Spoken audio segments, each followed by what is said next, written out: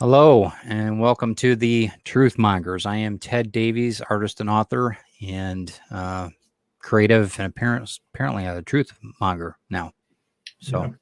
and who are you, good sir? I'm Glenn Fleming, a writer, artist, and publisher, and allegedly I'm a truthmonger too. Yeah, apparently. That's pretty scary. Well, okay. Let's do this. So welcome to the Truth Mongers, our first episode. This is about pyramids and the powerhouses that they are, the power plants. That we're going to have a little bit of a discussion about at least what I think they're used for in my background in architecture and maintenance and facilities and that type of thing. My background always led me to this view of them not being tombs at all. Certain pyramids. Mm-hmm. And yeah, I mean, Glenn, you got pretty much the same vibe, yeah. I think. Yeah, from reading about these things from being, a kid, teenager, the thing that struck me, or one of the things that struck me, was the fact that I think they were all built, the Egyptian pyramids, I think they were all built over a period just a couple of 100 years. Yeah. And then nobody seems to be able to emulate that. So for 30,000 years, nobody could build these things. 200 years, they built them all. And then after that, they'd forgotten how, they woke up on Monday morning and forgotten how to do it. Forgot. That was one of the things that intrigued me the most about this. And when you look at this, when you see this, look at the size of them, the Cheops pyramid, the big one, the biggest one, is 400 feet high, which is taller than a Saturn V moon rocket. Right. Now that's the way I put it into perspective, because it's a monster. Yeah. I've seen a Saturn V moon rocket, I've touched it, and it's big.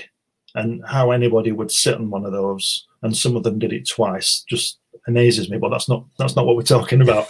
but this pyramid is bigger than that, and if you think of the precision of the rocks, the bricks that they were made from, which we'll get into shortly, is just mind blowing. That's an old phrase, but it's the only one I can think of. It is. You know what else is mind blowing? Rising Tide Broadcast Network, who we're affiliated with. So let me bring that up real quick. And we're not on this list yet because they haven't changed the panel yet, but we're trying to get there.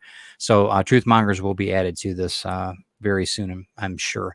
We're a group of creatives that help creatives build their businesses, and that's what we do. And this is part of Ted Davies Artistry on YouTube, as well as everybody else on here. They've got everyone has a YouTube channel, if I'm not mistaken. Check out everything that we're doing on Rising Tide Broadcast Network, and look on Facebook for our schedule of what we're going to be doing. So take a snapshot of that. It will be changing, like I said, but I'm glad that you joined us, and you can learn a little bit more about Rising Tide too. So yeah, the biggest thing with a lot of the agendas is what I'm concerned about when it really boils down to it. When we're looking at agendas from what we're told, stories that we've been told, historical records that aren't necessarily exactly true, to what scientifically, they're speculating. They're not really, or they're hiding, either way. And that was my concern. Looking at the foundation work and the materials that are built, or how it's built. First off, what it's made out of. Forget the technical side of it, which is just unbelievable in itself. The way it's placed. It is the only building that is actually true north. It is so true north. There's no mathematical way they could have done it back when they're telling you, or how they did it. There's no way. They didn't technically. They didn't have the technology, which I think again is another misnomer. I think another thing that's always intrigued me that nobody seems to touch on, or nothing I've read or heard, is the fact that as far as I understand, the other two pyramids, either side of the Cheops pyramid, were built at roughly the same time. Yeah. So given that they cut those rocks that weigh 2.5 tons each, 400 miles away in the quarry, right, and then managed to get them down the Nile on, I would think, wooden boats without them falling through and all that kind of thing. Right. And the fact that in the Cheops pyramid, there are 2.5 million of these bricks, let's call them, and they all weigh 2.5 tons each. what about the other two pyramids that were going up at the same time? So you know, Right. there were I think what was it? They were, if they were working a 12-hour shift, you know, which I'm sure it was probably more than that. Sure. But they were laying something like 200 a minute or something. Right. And I don't think that they were doing it during the day because it was too blazing hot. I think they probably were doing it at night, you know, in the cooler. And so even at that point, I mean, yeah, it's a staggering. I've got a chart here. It says 1 stone every 2.5 minutes was laid in place. And like you said, they couldn't have done it in the daytime. And maybe they did, but I mean, well, maybe they did. But 1 stone every 2.5 minutes, and that's without anybody falling injured or falling ill or stopping for a break. Or yeah, and it's not just one person; it would have to be a team of people to move one of these. I mean, an absolute team. Of course, yeah. So I mean, this ridiculous idea of them rolling them along trees, and it's just absolutely ridiculous. Yeah. Well, and yeah, I can't. I'm going to bring this up while we're talking about it. Let's go to this first. This one we're talking about. So the positioning of the Great Pyramid in Giza, the positioning of it, if anybody doesn't know, latitude and longitude, where they cross on the landmass on Earth, this is pinpoint dead center target. There's no way that they could have done that without being some type of aerial. There's no way they could have done it. And then this is also a ley line point where a tremendous amount of Earth's energy come out of this spot anyway. There's places all across the globe, these ley lines that the Earth actually emanates energy out of. Doesn't mean you can't see it. It's not like it's a volcano or something, or those have certain points to them, but this has it's an energy grid, essentially. That's a naturally formed energy grid that the Earth has. And it's the Giza Plateau is part of it, or the Giza Pyramid. Go ahead. What were we going to say? And well, I was going to say that you have to remember as well at the same time, places like Stonehenge and Easter Island and Machu Picchu and these places, the famous places, they were built. The people of the planet must have known each other. There must have been trade, and there must have been ocean going. Had to been, and a technology to get there, whether it's a ship or whatever. Or at least the oceans weren't as big then. Yeah, there wasn't that much water to go over. But the point I'm making is that there's a lot of similarities between these things, and so it can't be like a human thing that they would make a similar object. There's a reason for this. For the as you know, I went to Easter Island, and there's a wall there it's magnetic. This wall, and it's not very big. If I'm not mistaken, Easter Island is on this line. Yeah, that's right. Yeah. It's right on that line, which is very interesting. But and this wall, it looks like a wall from South America, but the Rapa Nui people don't like the fact that they might be from South America. They like to think they come from Polynesia to the west. Right. It's recently been proved that I think it's something like 11.5% DNA is South American. So and that's proven. And I know you said that you didn't want to tell one of your guides or whatever that was there because they were all right. They all said they're from that island, right? Yeah, he wouldn't have been happy with that. Right. So I'd let him live in ignorance, really. Right. I know that Easter Island and Machu Picchu, they're all on this particular line, which is really interesting. I've got a map on there too. I can show you later, but that's a really interesting thing on how many different sites are on, not the equator, but the other ley lines. It's fascinating stuff. Absolutely that line from the pyramid there to the right, yes, doesn't that line end up in China? I'm not sure of the site in China, but I think that line goes to China. It might. I don't know. I've got it on another map I can look at on that one. Right. But the massive scale, like we were talking, I cannot. When you're next to that Giza pyramid, it's just such a monster. I don't know. And the other thing was too is they're not technically pyramids. They're 8-sided. They're not 4-sided pyramids. They're 8-sided. And we'll get into more of this. But there's so many different. It's daunting to really break it all down. Of what it's all designed down to fractions of a degree for the Oh yeah. alignment of all the rocks and everything, and I mean, the the mathematics technology. on, Yeah, yeah. the technology and the I won't say intelligence because people weren't stupid then, but it must have been, I don't know, even more than today, maybe. I don't I know. mean, yeah, it is. There's no way we could duplicate this. There's no No, way that we could duplicate it right now, even today. There's that's no right. way. And I If you know think, that. Go ahead. Sorry. I was just going to say, if you think about the 2.5 million rocks that make that pyramid, Yeah. make it up, Mhm. they're all, I mean, they're not perfect now, but they're all aligned perfectly. You can't get a piece of paper between them. Yeah, you can't get a human hair between That's right. any of it. Yeah, it's crazy. Like I said, the tolerances are just an amazing thing. Now I know that this is just off the cuff. This is a recorded session. We are going to be doing these live as well. But if you guys have any comments or you want to add to this, go ahead, because I'm sneaking suspicion. I believe that I'm going to be probably listening in, lurking mode. I don't know if you're going to be on here too, but we'll be in the live chat, I'm sure. We just, we won't be live on air, but we'll be live in the chat as this is going on. Yeah, I think we should just mention at this point that we're not claiming to be experts at anything. We're not. No. We're just looking at the evidence and using, not so It's a common sense approach to conspiracy ideas. That's all. Yeah. And that's all we wanted to do. We just want to say, hey, look at it from this perspective for a couple minutes. What do you think? Are we that far off? I'm interested to know what you know about these things, because you're the architect and you'll know about the construction more than I do. And I appreciate it. The biggest thing when you're looking at it from a standpoint of materials, that was the first thing. Okay, so when I was a kid, it was a tomb. That's what they said it was, and that's the way we thought of it. Even though they never found anything, they didn't find any type of sarcophagi or anything in there.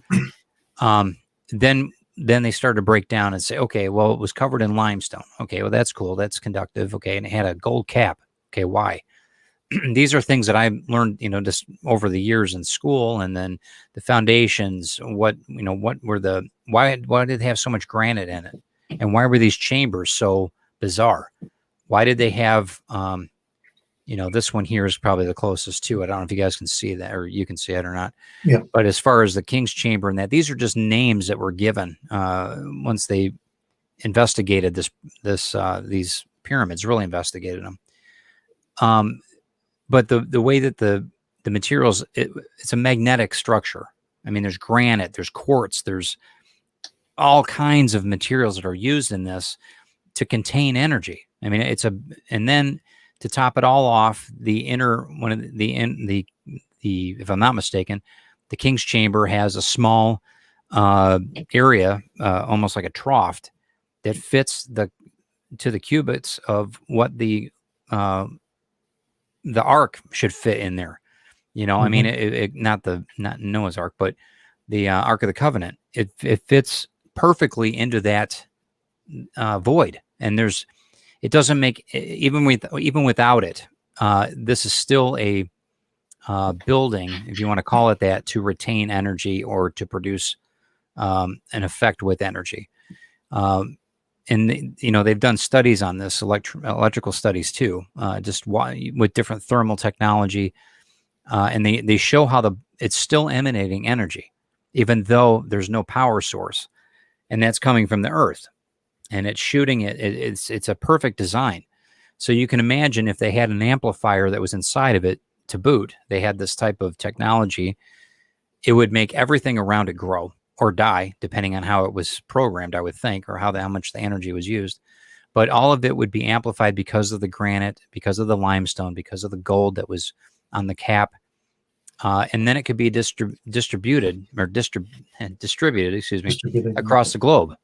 It would make complete sense to have, just like we do wirelessly now, it would make a complete, we would have a huge grid, not on the planet, so to speak, but in the air, in the ether. It would make a complete different world.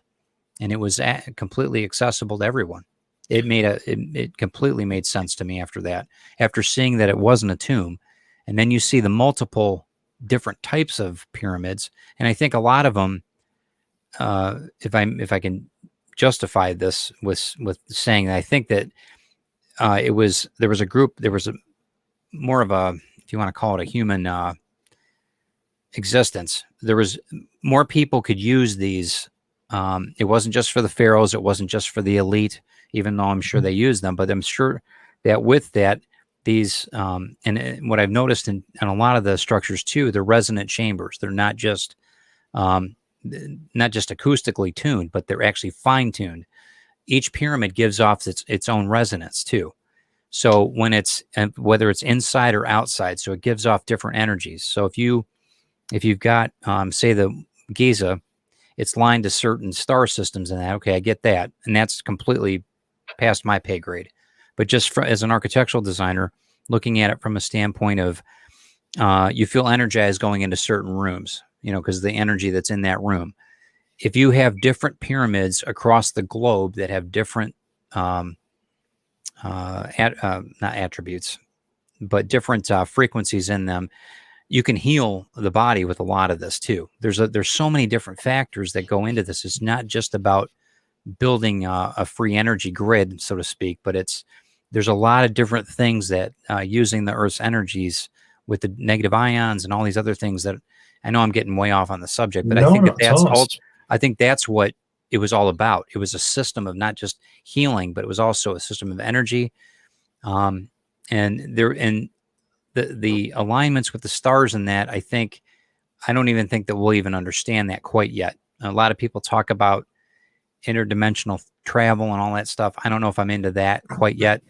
I don't know if I can digest that yet, but it's interesting to see the idea of the resonance chambers and the way that if you want to call it electricity, the energy could be used for all of good. What do you think they were using the electricity for? I mean, apart from lighting the streets and things like that, do you think they had? Do you think they had aircraft or? I think that probably wouldn't be far off. I think they probably had a system that would work. That they could grow crops with. They could help. It would send out it sounds corny, but I really believe in this resonance thing. Well, the frequencies that they were producing off of these pyramids, just like we do now with these 5G towers and all these other things that are happening, frequency distorts or it can regain cellular level. There's all kinds of things that you can do with frequency. You see it on those platforms with sound where they put a little salt on it and they change the value, the frequency. It's the same idea. And I could see crops growing better. I could see people feeling better, being healthier. There's all different kinds of things that they could have used this for. Not just lighting the streets, or not just but they had to be healthy to drag these rocks. Yeah, right. They had to be superhuman, right? Well, and that's the other thing too. You can levitate things, and I know that's we've talked about that in just privately. You and I've talked about that. You hear about the Tibetans moving stones. You hear about the story of Jericho and the wall coming down with the trumpets. And so I don't think that that's too far off. I think that there was probably a technology that we weren't supposed to know about. Something came in or something happened that changed everything that they wanted, so that there wasn't this source anymore. I think that to do with that, the bigger picture is the flood. And then if because I'm thinking that the pyramids are way older than 5,000 years. Oh yeah, I think so too. And that these Tutankhamun and people like that, or the pharaohs, they just moved into them. They've been there for 10,000 years before they were born. I can agree with that. I think that they were probably it's just like the Greeks did with a lot of the temples. I think that the Greeks didn't necessarily build the temples, but they kept them up and then they updated them and those were resonant chambers too. The way that those buildings are set up, it's the same idea. They have these huge coliseums, massive coliseums that run down a row to different buildings like the Parthenon and all these other. They didn't just put these Corinthian columns up for architecture. It's a resonant chamber. I mean, it goes on and on. So there's got to be a correlation between the pyramids, sound, and they have to have some type of correlation. Well, I was reading about these UFO things, these alien technology things. Yeah. And and I'm not saying that's true, and I'm just saying what I've read about, that to move fast through space, you need a lot of energy. Yeah. And these things might be for that reason. Amplification of it. Sure. Yeah, Sure. to do that. That was one thing that I've been studying a little bit about quantum physics too, because of my book Retrieve and all that. And one of the theories and one of the things that practice that I've been hearing about is they took essentially the Big Bang theory, right? Okay, we all started from a small little tiny pot of energy and it exploded. Okay, Singularity. So, okay, singularity. So now everything has everything else in it. Yeah. So that point of energy, you've got particulates in your body that are made from that energy. Me too, whatever. So scientists came up with an idea where they split a photon, same photon, split it. And they took the one photon, this is all legit. They took the one photon, put it down 14 miles away in some fiber optic cable. And they took this photon and they ended up spinning this photon. What do you think happened to this photon? It started spinning the same way that this one did, because the energy it's from the same core. Right. So when you think like that on that level, it would make perfect sense why they line these things up, because you could be on the other side of the universe and still live. It's crazy. It's just crazy. It blows my mind thinking like that, because it's like you're nuts. You're thinking like a comic book here. I was going to say, yeah. People think you're crazy. You're daft, right? Yeah. Think one is crazy with regards to aliens visiting the planet. But if you think about it, it seems quite reasonable to me that something was here. Because of the way everything, like I said, we couldn't do this, and then all of a sudden we could, and then 200 years later. And that's my thing. It's obviously in front of us. Okay, so why isn't it explained to us? So, and the last reason why, and besides all this photon stuff and everything else I'm talking about, forget that for a minute. Just from structure wise, there's water on the Giza Plateau. It's just underneath. The aquifers underneath run for, they're crazy.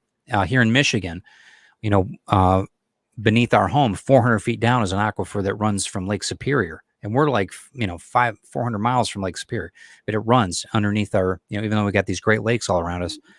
The aquifers, though, just like Tesla building the Tesla coil out in Colorado, the aquifers carry the energy. That's why the water's there. There's underneath this on the bottom of your screen there on the right side, that the massive pyramid there. Mm-hmm. The chamber that's beneath that and everything else, these were all areas to where the aquifers would lead up. You could the energy that was coming off of these pyramids didn't go up in the ether. It actually was down in the ground too. And that's why, if you've ever seen Tesla with the light bulb and all that, that's basically the same idea, and I think it's instinctful for us to think like this. We're using Wi-Fi all the time. Yeah. And just because the towers that are on the highway are not obelisks, big deal. I mean, it's just a difference. The granite, and that's the other thing too. Energy that's stored in these, because crystallized. Here's the other thing.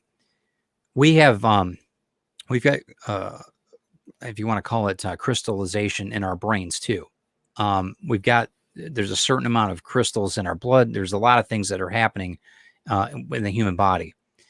And with a lot of these structures, the pyramids and that also have crystallized rock, granite and everything else. And if these are in tune with one another, think about I don't know if the psychological effects or whatever. It could be really, if it's tuned properly, it could give off an energy to where you're feeling euphoric. You could feel depressed. I mean, there's all kinds of things that you could, if you really, and I think each one of these pyramid designs offered that. I don't know if experience is the right word, but I think that there's a lot of things that, we're going on a rabbit hole here. I am, but you understand where I'm going. Yeah. We're all, the energy that's coming off crystals. We know that we can download information to crystals. We know that we can do it into silica. We know that we can. What if all these things that are around, they're knocked over and they're just what we think are ruins, actually have a tremendous amount of information on them, not just in hieroglyphics, but that we could download. I mean, it would revolutionize us, as a society. Unbelievable as a race. But Yeah, there's all kinds of But things there's that I think about like there's that. something somewhere we're being held back, aren't we? Because this information. Yeah. And maybe we're not supposed to know. Maybe that's, maybe we're just not, maybe because we might be too destructive with it. I mean, that could be. Yeah. I And was going to say that if the military got hold of a weapon that could change your mood and stuff like that, I'm sure they would have. Yeah. Maybe they already have it. Maybe they But do. that's, Yeah. that's the other thing. They don't want, and that's okay. I would rather have, maybe, like I said, maybe we're not supposed to have the technology. This is just a discussion about, it's interesting how it plays out. And you know what? If there were aliens involved, fine. If there was a way that they could build these and they didn't want to teach it, or they got whatever, it was censored, whatever. Okay, obviously, but don't deny that there was something going on that we're supposed to not know about, and that we're discovering it. Our minds are opening up to it. So you mentioned aliens and things like that. Sure. I really don't see what the big deal would be with most people, because I remember. Do you remember that Presley, not Elvis Presley, a guy called Presley, who had the alien autopsy film? Do you remember that? Oh yeah, I remember. Yes, I know yeah. Well, that was shown on TV. Okay. About, I don't know, 30 years ago now, and I was at home with my former partner's mother and father. And that show, I mean, imagine that if it was real. I mean, I never thought it was going to be real, and I never believed it was going to be real. But obviously, I wanted to watch it. Sure, and I watched it. It's yeah. And imagine the power of that. Let's just say, for argument's sake, that it was real. Yeah, and it was a real alien and all that. And I said to my former, I'll call her mother-in-law, even though I wasn't married, my former mother-in-law. Okay. I'm going to have to be really ignorant now, because I'm going upstairs to watch this film about this alien autopsy, proving that there's aliens. And do you know what she said? Can't you record it and watch it tomorrow? So you haven't got a chance, have you? So I think most people are like that. That's what they would rather watch X Factor or something like that. Yeah, and that's something to that's do our with that's unfortunately a lot of our mass mentality. Yeah. And one thing about, I've noticed that my parents didn't challenge a whole lot of things. It was kind of the status quo. They went through World War II. They didn't really question a whole lot of things when, vaccines came out, whatever, baby boomers question more. Your generation question more. We question more. The Gen Xers question more to the point of exhaustion. Mm-hmm. And I think that that's just part of our genetics. I think that we wouldn't have gone to the moon. We wouldn't have gone, we wouldn't be trying to climb that mountain or whatever. We wouldn't be investigating these pyramids because we're not the only ones doing this. There's some major people that have broken down a lot of doors trying to figure this out mathematically. And I'm not talking about mysticism and all that stuff. I'm talking about science and what I think that they were trying to accomplish. And my more interesting than anything else for me is, why was it snuffed out? Okay, so these pyramids are all over the world. There was a system grid all over. There's thousands of them, not to mention the ones under the water now. Mm-hmm. What was something or some person so scared of that we cannot have this energy now? That's right. That was my thing. See, yeah, I often think about that, and I think it can't be surely for money, because I imagine that when Tesla was talking about free energy from the sun forever, which is apparently what should happen in the late 1880s, all the other people, the businnesmen, were thinking, Westinghouse wouldn't have it. Yeah, Westinghouse wouldn't have it. And wasn't Edison, Edison and all those. They just there was a program I watched where Tesla, I think Tesla had something like 3,000 patents going through. Oh yeah. But the deal was that the people who would give him the patent for, remote energy or whatever you want to call it, were being stopped by the other guys because they wanted to make a business of it and make us pay forever. So they got billions of dollars, trillions of dollars. Yeah. Which, I suppose, from one point of view, makes sense, really, doesn't it? Right. If you're getting it. I've noticed that, and one thing in architecture too. Okay, so this is one setup. Let's acknowledge this as a wireless power system. Let's call it that, regardless if the Ark of the Covenant was in it or whatever. Yeah. there was a way that they were channeling energy out of the earth into a grid outside the globe, not outside the globe, but in the ether. Let's just call it like a big net on the outside of the earth, and people could connect with it like they do Wi-Fi. Maybe they flew their ships, maybe whatever it was. They could communicate possibly with it. I don't know. At least let's establish that. So now you've got, and this always struck me, in the suburbs, almost all of the utilities are underground here in the States, the newer suburbs. Now in Detroit and even up here, the older places, they don't do that. They put the natural gas lines or that in the ground, but they run the telephone wires and the power lines and everything still up on these telephone poles, which I just think is asinine to begin with. But from an economic standpoint, of a maintenance standpoint, it makes complete sense because they're in the weather constantly. They've got to be repaired. They've got to be updated. Yeah. So Westinghouse, all these other people that were coming up with these ideas, Tesla's like, it's free. There's only, we have one tower every 20 miles or whatever it was. It's AC, right? No, or it's DC, whatever it was. It's AC. Yeah. AC. And alternate it would current. Right. And you could run it, you could do it, for a long distance versus but the maintenance and side of it was minimal. It cost less. And that's where that was the rub. I mean, that's the thing. So you're building complexes, if you want to call them like this, because that's what they are. They're charging stations. There's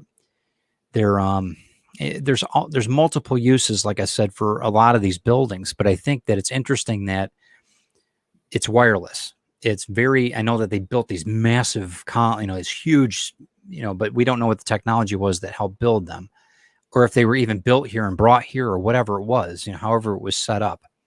But in the suburbs in Michigan and that, all the utilities are in ground, and they did that. They have them all in ground because that way it's self-contained. There's no block of view. You can that the utilities are there because there's a green box or whatever, but compared to there's minimal amount of maintenance now, but there's still maintenance on it. And there's a continual, you're on a wheel.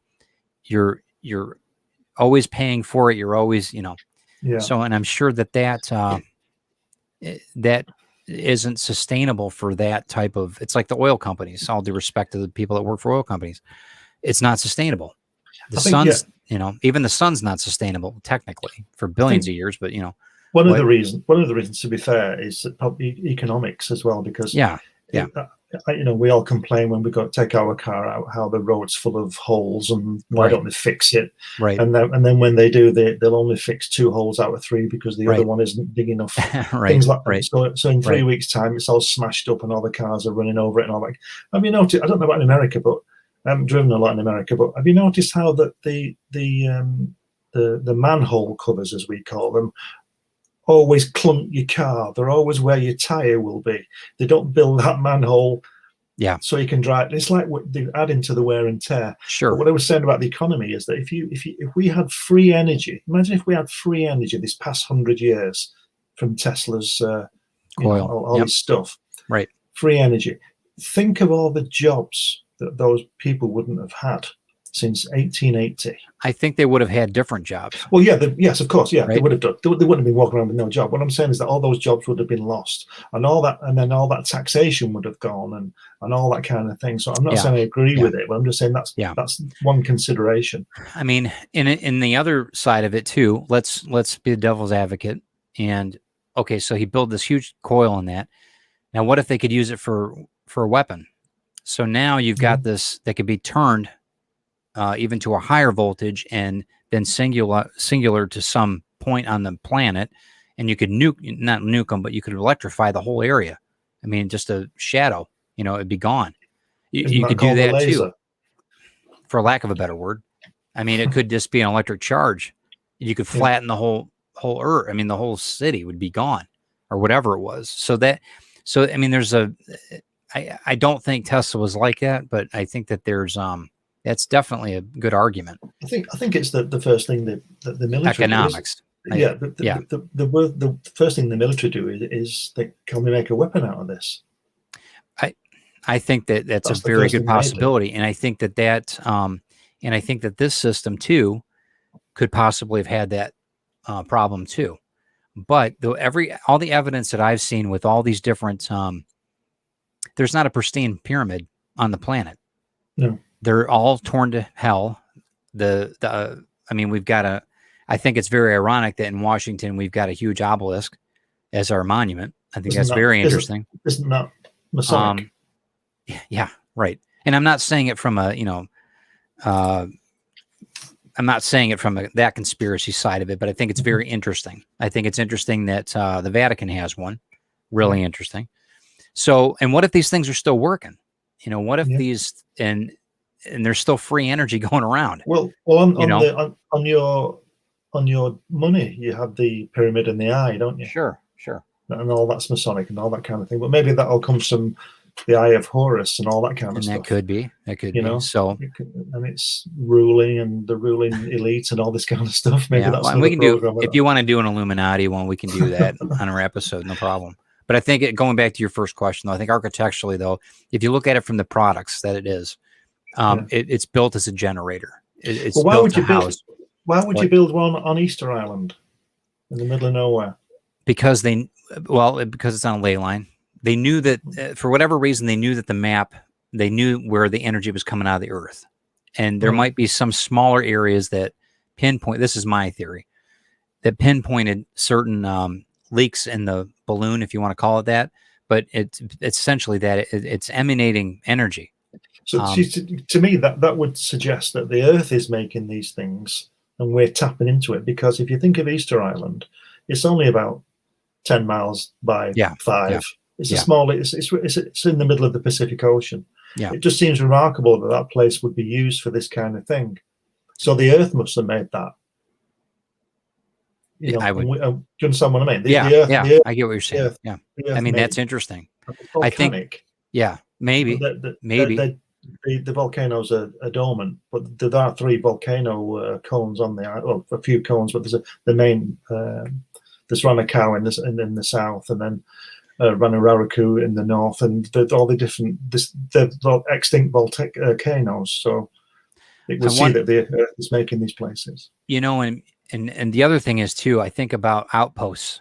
I would think that if we were a community of a race, and we all had different these different outposts for different type of healing for people, let's say, or whatever, you would have a certain, and not that they say they were a destination spot like they are now, but who's to say that they were set up there? The people were set up there to take care of this energy source, or this point.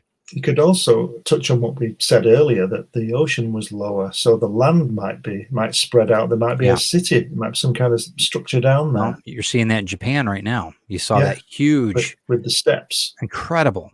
So let's shift a little bit, since we're talking about larger size things and that. One thing in architecture, one of the biggest things in architecture is scale. We have, and you and I talked about this with different buildings and that. So we're basing everything off, and us as humans, we base a lot of the stuff off of just our parameters, but they found a ton of different skeletons here in the U.S., tall skeletons, 8 to 12 feet tall. The Smithsonian had them for a while. I think that they've been brought back to the Native Americans now. But I don't think that the Egyptians, the pharaohs in that, were small. I think that they were actually, like you were thinking, the size of some of these massive statues that they've carved. Those guys at the Valley of the Kings. I think it's at the Valley of the Kings. I think that they were 20 feet tall. They were massive. I think they were massive. And then you've got David and Goliath in the Bible. Yeah, and that's just one of them. I mean, you hear about it goes on and on. I mean, giants are part of it's in the Bible, like you said, it's in the Bible. It's in Greek mythology. Yeah, and I don't think that that's too far off. So, what if we shifted this? What if they had the precision, they had the guy, if you want to call it guidance or whatever, they had this viewpoint that they could get the pyramids to such precision, which I really think that probably they must have had some type of understanding with AI or something to get them to this level, regardless if they were flying around or whatever. They had to have something that could make this precision. This is not by accident. But what if the slave, what if it was like Lego blocks for these guys? You know, we're basing these slaves off of these little tiny people compared to these huge stones. What if it was just the opposite? What if they had a fleet, a crew of giants that were moving these things? Yeah, when you think about it, though, I'm 6'1". I don't know how tall you are. 5'10". So, right. So if I was 3 times my height, if I was 18 feet tall, I still wouldn't be able to pick up a 2.5 ton rock. No. I'm talking like 30 feet tall, 25 feet tall. Right. You know, right. I'm just saying. And if they had that, and then they had the technology, the resonant technology, whatever, to move these things, I think it could be a cakewalk for them.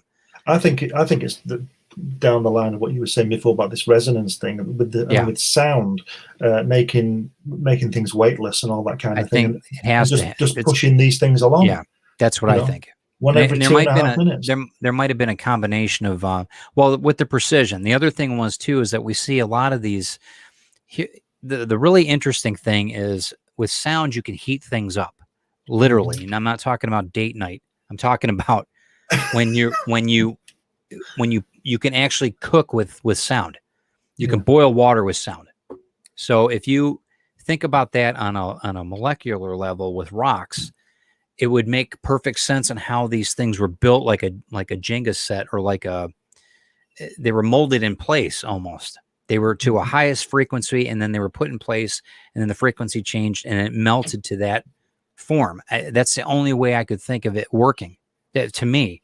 And that made more sense to me than anything else anybody's, Well, I find it difficult even now to get my head around the fact that these rocks were cut out with such precision, 400 miles from where I don't think that they were cut out. I mean, I think that there was other things. I mean, there might have been drills and there might have been that kind of thing, but I think that to form them, to get them in place, they're so irregular. Well, they had to move them. They moved them from the quarry, which was 400 miles away. And it might be, they might have a combination of things. The Nile could have been redirected. I know that they've done some research on the Giza Plateau. There were some lines of water that they could have gotten boats and moved some of the smaller stones. I mean, that could have happened. There could have been a combination of things. I don't think it was just like everybody had a resonant tool and they can go around with a tuning fork and lift a bunch of rocks and bring. I don't think it was like that. I think that there was a designated group of people that had this technology that could do it. The builders, if you want to call them that, because the architects were murdered. Yeah, the architects of the pyramids were, a lot of them in the tombs too. They were building some of them in the tombs. They were done. Once they were out of a job, once these things were built, they were on to the next life, they're paying the bargemen. So that, and that was by design too. That's one of the reasons I think that the technology was lost. I think that they didn't want somebody to have it. And it could have been from the pharaohs, but it could have been, they talk about when Moses left and took the ark with him too. I mean, Egypt never recovered. That's a really interesting thing too. That really is interesting. Maybe that was the power source that they amplified. Maybe that was the key. It could have been, and that could have broken up even with the energy that's coming out of the earth. It wasn't enough to sustain all of these different points. Yeah, that depends if you go along with the Moses story and all that kind of thing. Exactly. Because if you think about it, if these things are 30,000 years old, where does somebody like he fall into that story? Right. But of course, they're just myth and legend. So he could be 30,000 years old. That's the story that's been passed down. Right, and I think that the Sphinx is even older than all of it. I think that was the first of all of the whole. There's I think it was Plato, if I'm not mistaken, talked about the city under Giza, the catacombs, not the where the water is, not the aquifers, but the actual city that's underneath. He talked about the vast city that's underneath this, and it's in I forget what book it's in, but he talks about the underneath, the city underneath, and it's an amazing. recollection of what was there or is there. It's interesting we don't see it now. It's interesting that the powers that be won't let us investigate that type of yeah. There was that history. guy. But There was that guy who said he could prove how old the Sphinx was by digging under one of the paws and dating the granite it's made from. I forgot now. I know. I don't know his name, but he said he could prove it in a day. He would Yeah, dig because down and now and it's test off it, limits. They and won't let now you them. can't go near it. Well, But they also, did it's a also radar. They did that zoning radar. One of the two of the people did. They did that sonic whatever it is again resonance, and they found void chambers underneath the Sphinx. yeah, yeah, And then so they talked about Alexandria. They talked about the Library of Alexandria being stored there. yeah. That might be a little far fetched for me, but I don't know. There's so many different, but why was the head reconstructed? What did it look like beforehand? Was it a lion? What it was I based. think it looked like a dog, like Anubis. I think it was that, but that's just my opinion. But Interesting. they've also found the foundations of another one. Yeah. Next to it, haven't they? Yeah. Or an eighth of a mile away or something. But there's supposed to be two of these things looking, out with the pyramids and all that kind of thing, and it all lines up. One of the things too that I was reading about is the pyramid in Giza has saltwater stains in the foundation. Yeah. So obviously there must have been water that had been. I don't think they talk about the outer frame. You'll see it on the bottom there. There's like a small rectangles on either side of the bottom large pyramid. It's like a retaining wall for water, to shed the water away from the. And they never talk about what's underneath the pyramid. They talk about the chamber. You don't see foundation to any of this. If you noticed, usually on a cross section, you'll have some type of foundation work. Yeah. As above, so below. Have you ever heard that term before? Yeah, it's like a tree, isn't it? It has the same amount of covers the same amount of area that is above the ground. And with that, in nature, crystals are shaped not like a pyramid, but like I forget what they call it now, but it's basically two pyramids, one on top of one another. Yeah. It would be really interesting to see if that, how could you imagine how deep that would have to be?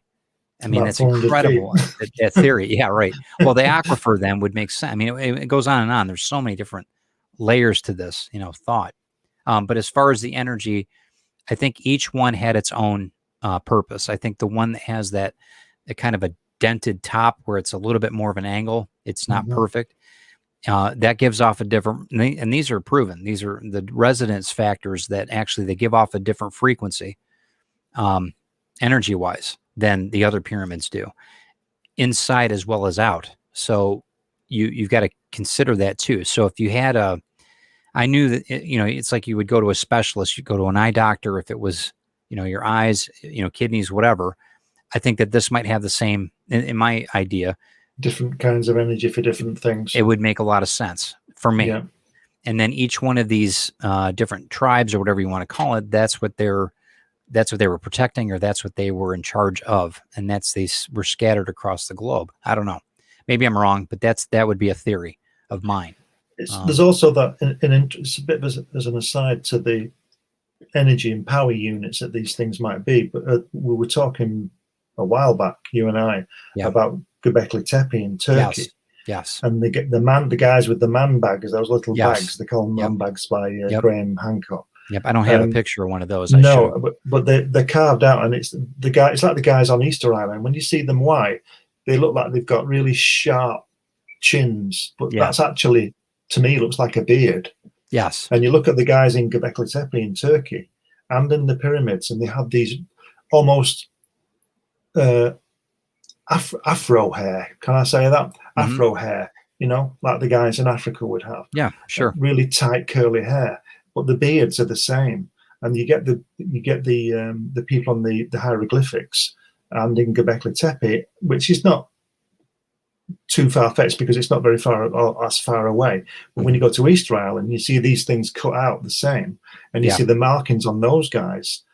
Yeah, it's not the same people doing it, but there's a similarity as to, yes, yeah. Because I've always wondered how old those Y on Easter Island were, because they're supposed to be made in something like 1500 or something, but they're I think they're probably much older than that. thousands and thousands of I years think old they're than that. much older than that. And I think that the people that carved them were big. I think they were tall.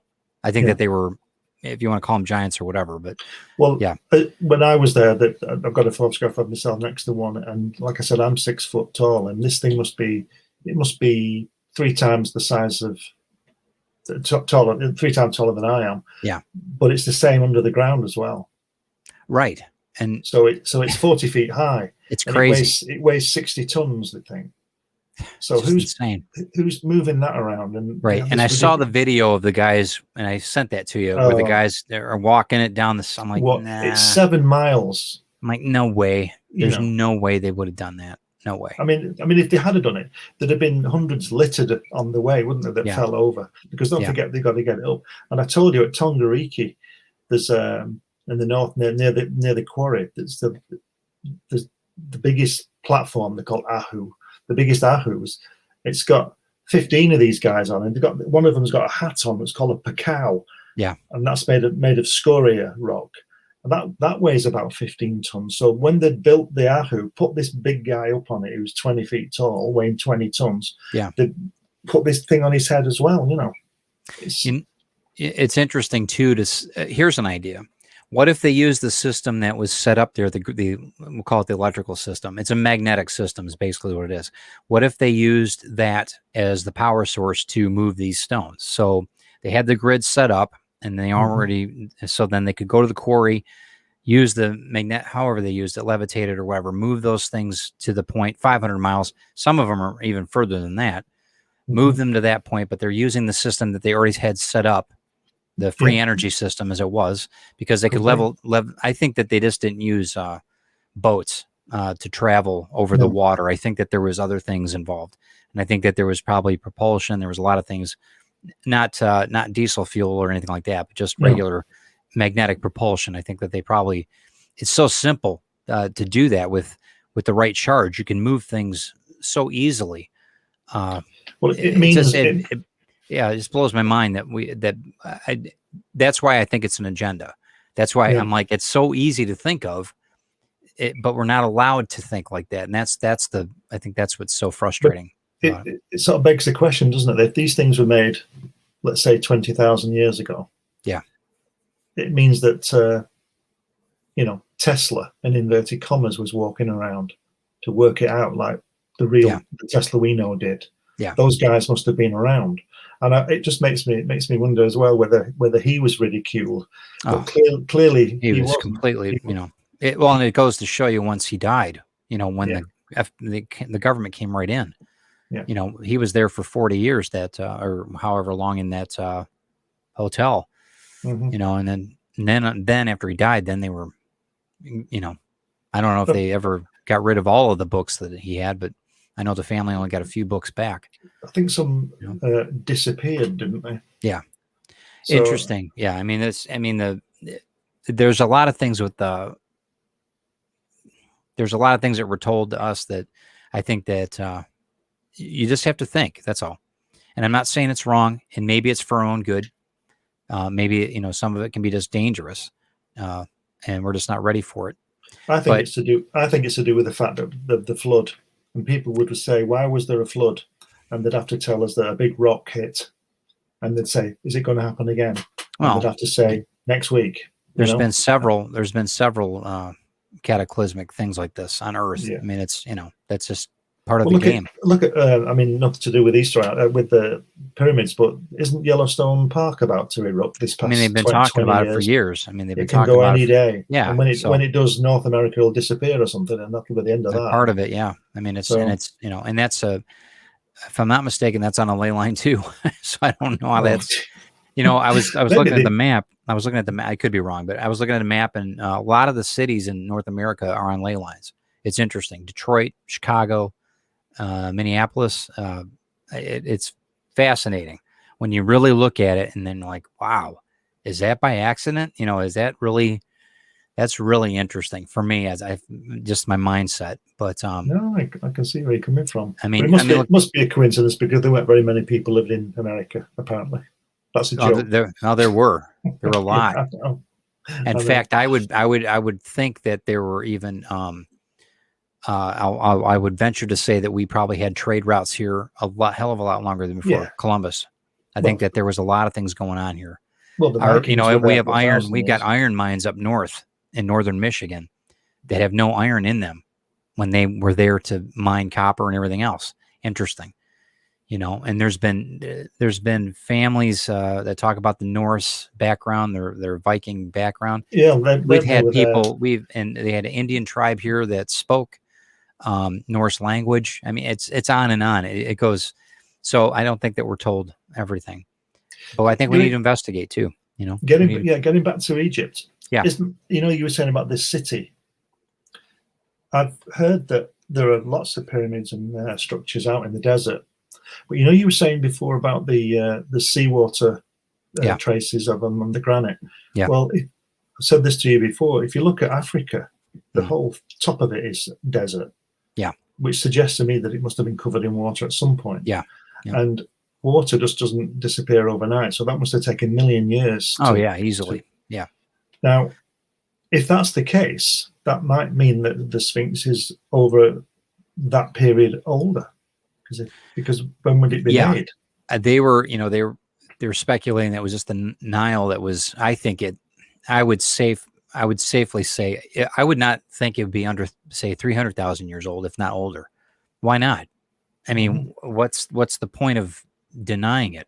The Sphinx. Yeah.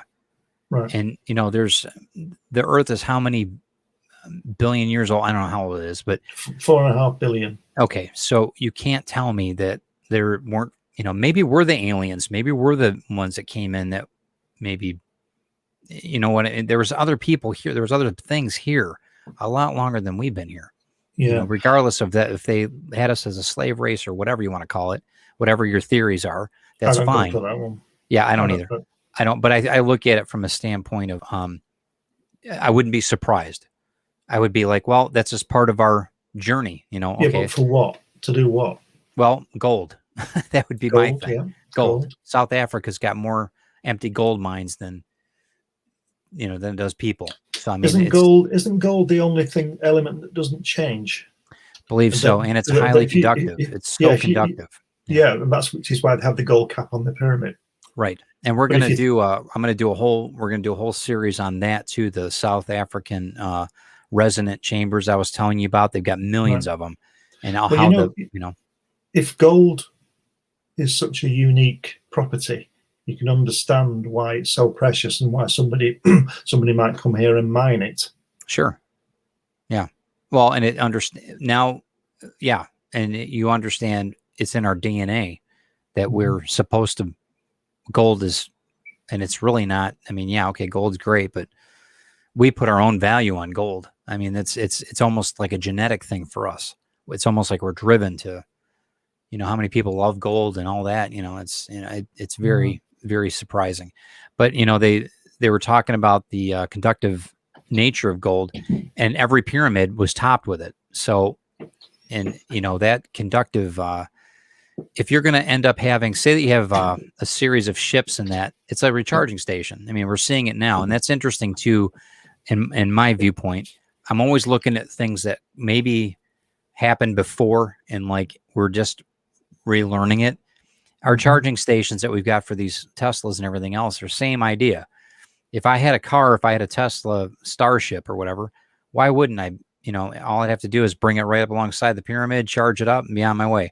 I'm seeing it with my cell phone. My daughter got me one of those wireless cell phone chargers now. All you got to do is put your phone right down on it. And I'm thinking like that. I'm like, man, that's so simple.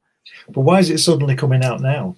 Why is it suddenly taken, I don't think I was. I don't think I was the first person to think of it. And that's another thing too. We can talk about this is another down the way, I'm sure. The Akashic records is a big thing for me. Are you familiar with the Akashic records at all? No. Okay, so there's anything that's ever been thought or taught or said goes out into the universe. This is the idea. Yeah. Okay, right. And it's still there. So, for instance, the idea of these pyramids, this idea of an aquifer underneath the pyramids, and all these other things of how wireless energy could be transferred is out there in the ether. And for some reason, Tesla was the one that came up with this. He was attuned to this idea. Well, it was in the Akashic records is what they call it. And it's kind of it's a bizarre theory, but it's interesting.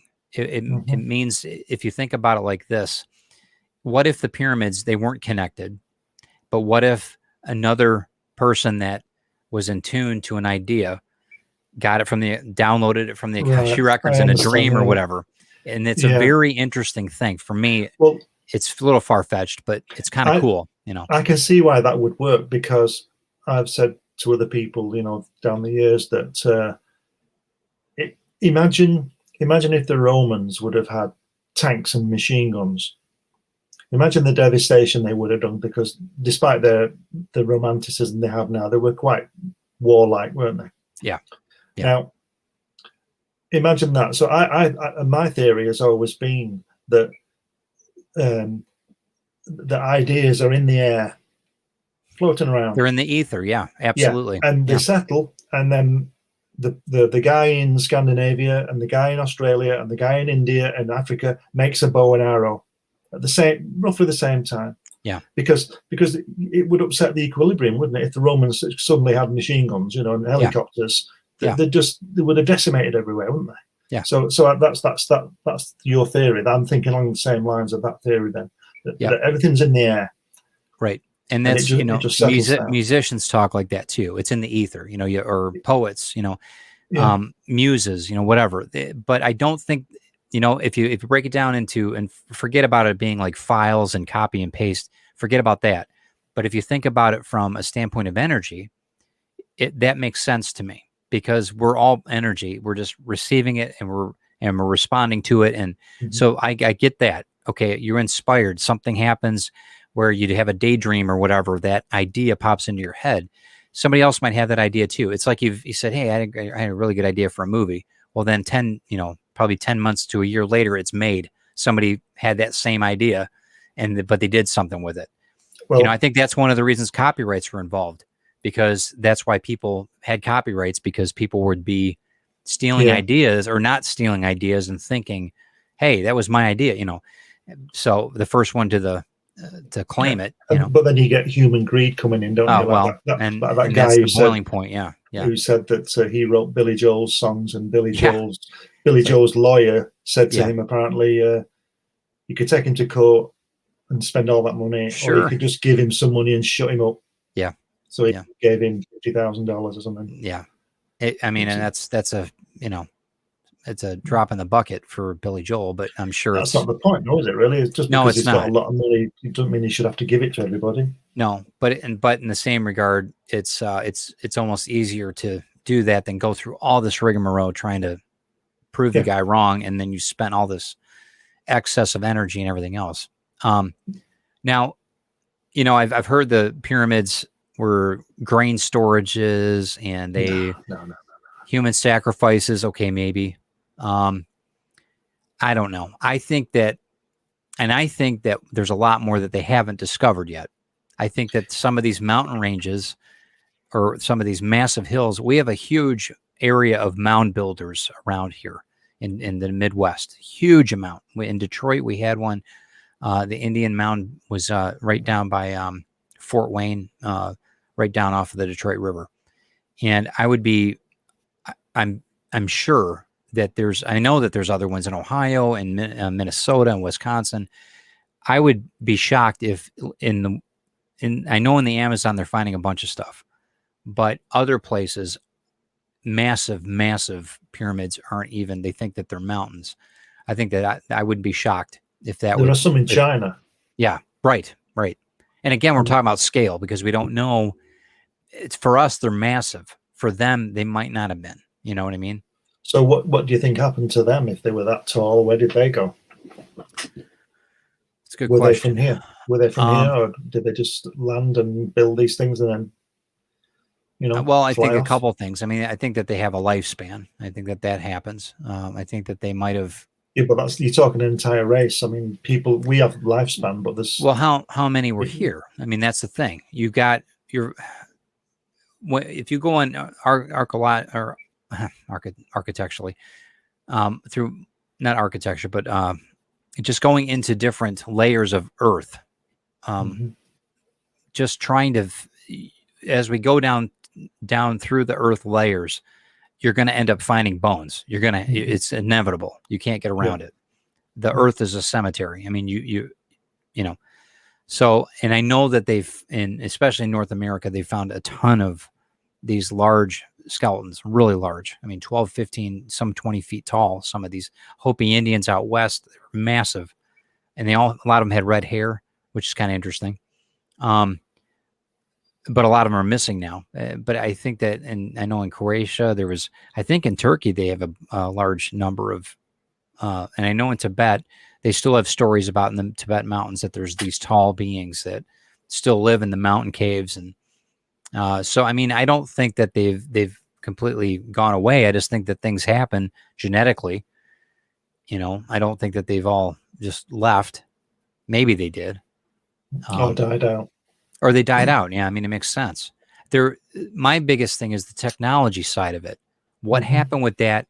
And, you know, and we're going to talk about one of the episodes I want to talk about is the moon. I want to talk about that and the placement of the moon. Is it man-made? Is it natural? Is it, you know, and what happened in the old stories of all these tribes and that talk about before the moon was here and before when you say man-made, you mean artificial? Artificial, sorry. Yeah. Artificially made. Right. Cause right. So, and they talk about the before the earth shifted, before the, you know, and that could be the deluge. That could be a lot of things that, you know, we could talk about that. But with that, I think that I think giants were, they were pre us. I don't know. Yeah, I agree because they're in, like I said, they're in the Bible. They're in all these ancient writings and you know, the Buddhists and all that, and they wouldn't know much about the Bible, I presume. That they would do now, but not 10,000 years ago. No. And I also think that I think that as I said earlier, the oceans were much lower. And I agree. People were further out, so they didn't have. I mean, the Atlantic Ocean is what, 3,000 miles across. Oh, easily, yeah, easily. So that's a long way on a ship or a boat or whatever you want to call it. Right. Presuming they didn't have aircraft. And then there's the speed, because if I get on a plane to you now, I think it takes about 9 hours non-stop. About that. Which is a long time. But if the ocean was smaller, I'd obviously be in the United States quicker. It might still take me 9 hours to get to you, but it wouldn't take me 7 hours to get to New York, because it would be nearer. Do you understand what I mean? Correct. If the ocean was lower. Yep. But getting back to the pyramids and the moving of the rocks and the quarry, I've always, and you said about the Nile being nearer the actual structure, which I can go with. Yeah. But I can't really accept it, because there would be some kind of, there's a ridge, isn't there? It it goes down the river. So if it was higher, the entire plain would be flooded. Right. Yeah. But my problem with that is the kind of ships that they would have had. They had these really long ships that I don't think that they could dissipate the weight of carrying those. I just don't think it would happen. But if they were, I'm talking about. If they were moving them, I'm using the official version's argument. Yeah. If people just chipped them out and then moved them and then got them 400 miles down to the site, they couldn't have carried them. They couldn't have rolled them on trees. That's ridiculous. Right. So they must have put them on a ship, because they're near the Nile. Now, a 2.5 ton rock. All right, you can pick it up. You can get 50 guys and pick it up or push it onto the ship. Now, that ship must have been really, really. Oh, there's no way. There's no way. And then you got to worry about breaking. You got to worry about breaking the wood or anything if it fell through. And how many would fit on a boat? You had to row it, or set sail, and it's 2 million boats. You know. Yeah, no way. It's ridiculous. And I think that they most likely, I can imagine that they used. They had to have used some type of resonance, something. Yeah. And I'm not saying that happened. They probably had to build certain layers and all that, and I get that. But And then you and I talked about the idea that it might not have been built here. What if it was built in a zero gravity area and then brought down here? Yeah. That Because you see all the Star Trek where they build the and Enterprise out in the, why couldn't they? If they had the technology. With the space station wasn't launched, was it? The International Right. Space It's built, it's constructed in exactly. parts. Exactly. But if you had I've lost my train of thought now. We were talking about how it was moved, or how it was how the stones are built in place. If you're using the resonance to push these things along, or the guy's 20 feet tall and he can pick it up. Yeah. If that resonance must have come from somewhere, and it's like chicken and egg. If the pyramid right. is the energizer, yeah, to build it first. So how did they get the materials to it? All right. So you're talking about the man bags. You're seeing and you see the cone that they've got. Those cones, they look like a pine cone. Yeah. You heard about the guy in Florida that built the castle, the Coral Castle. Have you heard about him? No. So there's a guy lived in the 30s, I think 30s, 40s. He came back from the army or whatever. He says, and he started building. His wife, I think, died, or her fiance died, and he built this castle in honor of her. And the kids that would see him, he would do it at night, and he was a big radio into, like, transistor radio, not transistors at the time, but shortwave radios and that kind of thing. And when he built this massive, unbelievable, like 4,000-pound door that pivots and you can walk in, and it's all, he said, I know the secrets to what the Egyptians did. And there were two boys that were in the neighborhood. He built up a wall around this thing so people couldn't see what he was doing. And they said that he used ice cream cones, and that's how he moved the stones. So, and it makes sense. And as far as he had to have some type of generator, it had to have had something magnetic to where he could take and then use these cones, or these rocks, essentially what they are, and direct that energy to move those. And it's just magnets, and that's all it is, just magnetism, moving them. It's so simple. It's, if you've ever done that when Star Wars came out, my parents got a set of magnets for me. And my dad said, my brother said, flip it over, and I couldn't push the magnets together at all, right? Yeah. And he says, that's the force. And that's because I was a kid. Yeah. Uh-huh. And I'm like, I thought about that later in life. I'm like, that's such a simple thing, because you could throw that magnet across the room if you positioned it right. It's the same idea. And that has a certain frequency, just like a speaker. That's how we make noise with a speaker, is with magnetism. It's such an easy. It's got to go hand in hand. I just don't see how it can't. I've got a theory that there should be no automobile accidents using magnets.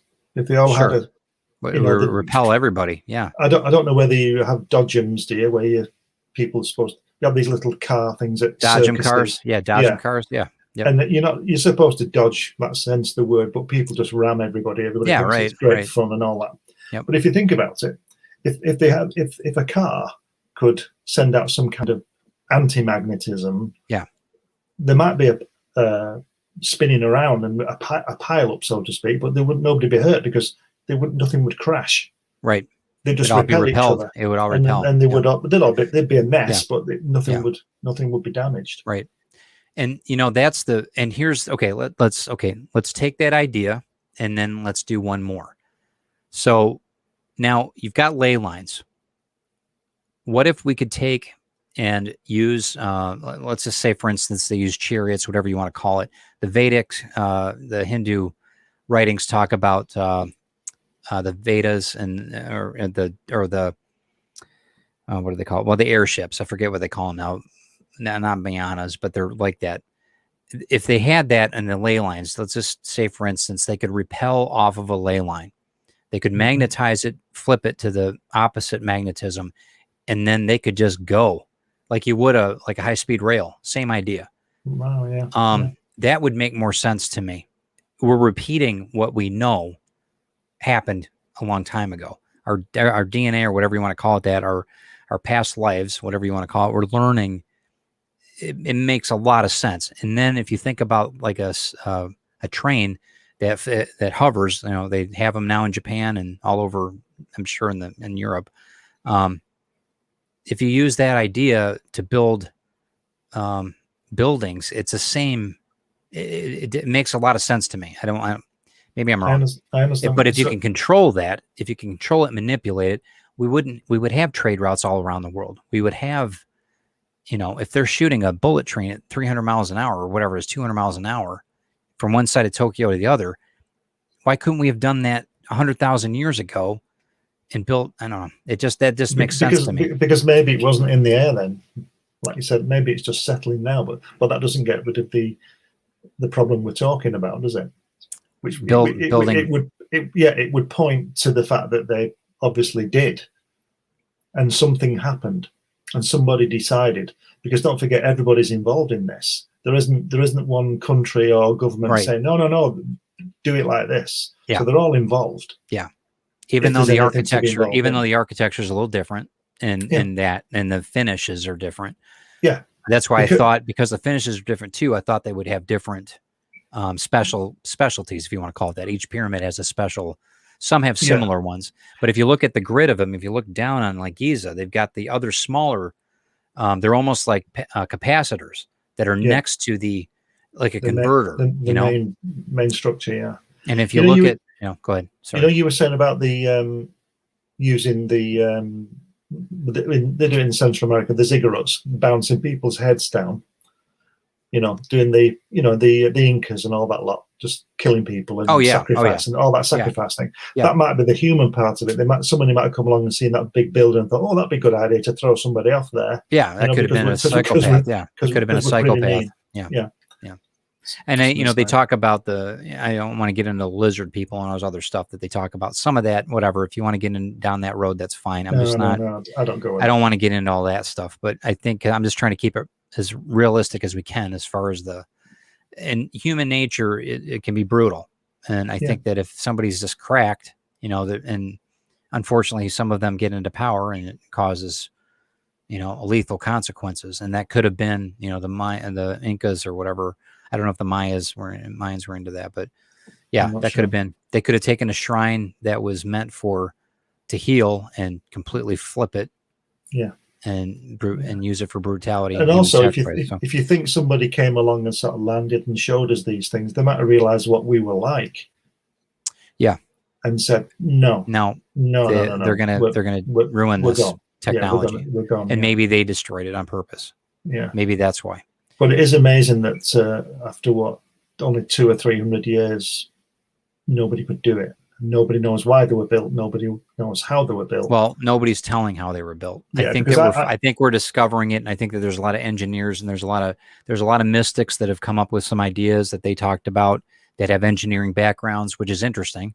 When I see those two dynamics, you've got an analytical mind that has spiritual foundation, and they kind of put two and two together. I don't know if I'm ready for the whole multi-dimensional thing and all that stuff, but there's only certain things that we see with our five senses. And that's something that's, they talk about too. You were talking about earlier about Napoleon, when we were off here. Napoleon found a temple with his group in not too far from Giza. And the building actually is built with granite. And when you go in, taking pictures with with any type of phone in that is all distorted. There's an electric charge in that granite that distorts things. And it's on a different frequency than everything else.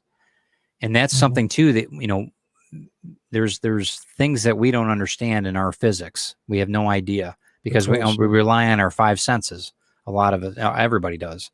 And there's only we see such a small part of the color spectrum to begin with.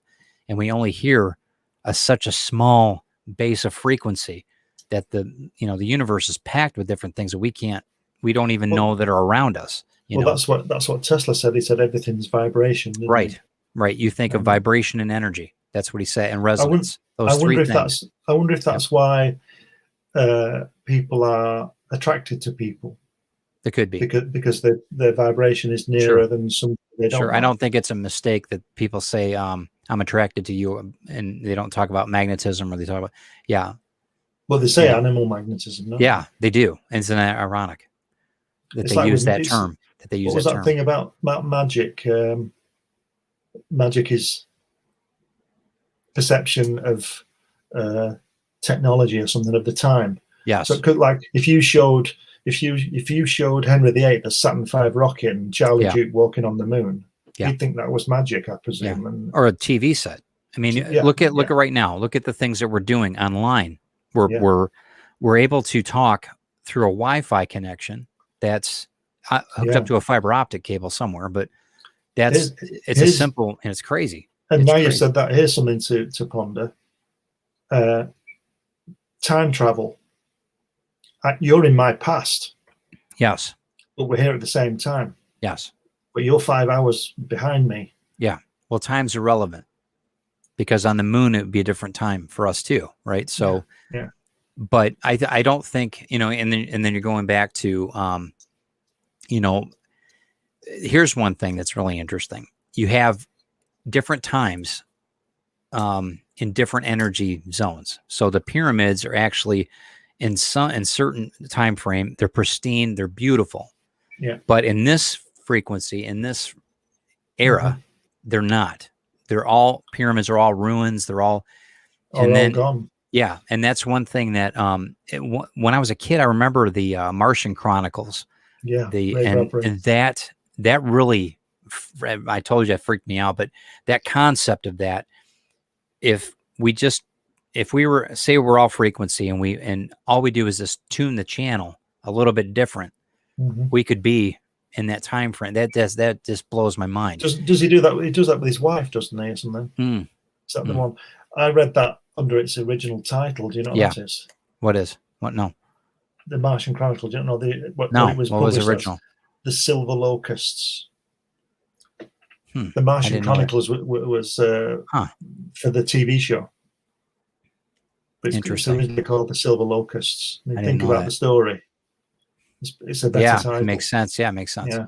I mean, I think that's not too far off. I think that there's probably things that we're just not supposed to understand yet, whether it's under our the powers that be's control or whatever.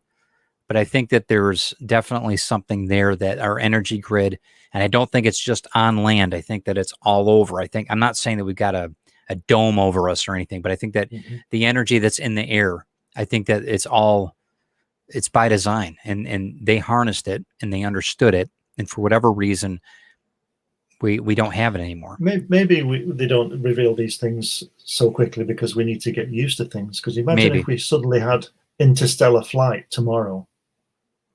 Yeah. It might just be too much for people. Yeah. Some people. Sure.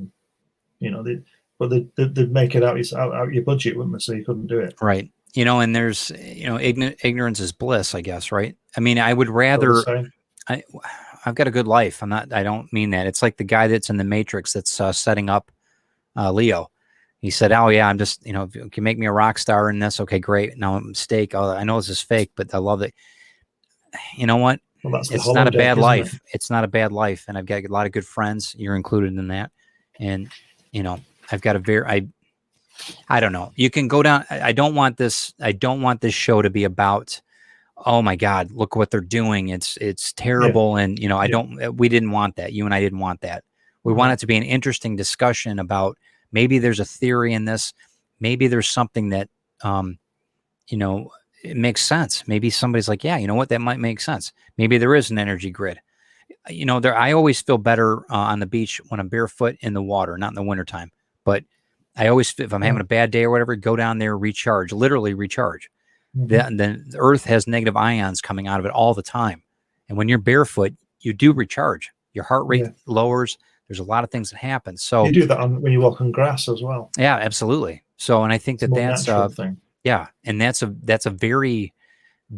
why I believe that we're set to really understand the pyramid ideal, that the energy is all around us and the sun is part of that. Maybe that, the igniter, if you want to call it that, to get things rolling. I see it I'll tell you one thing.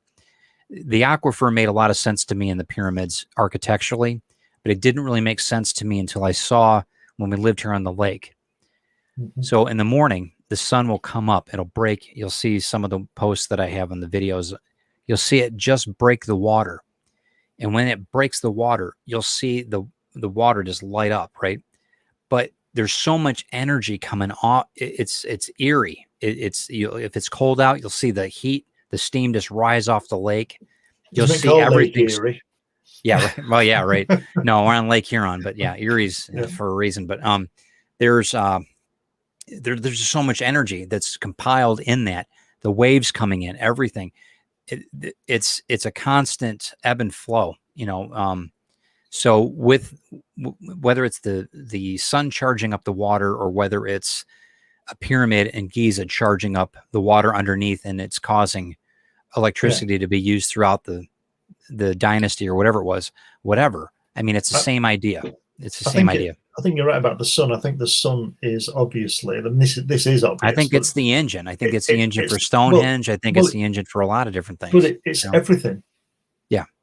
It's Life everything. Everything. Just everything you can think of and beyond is due to the sun.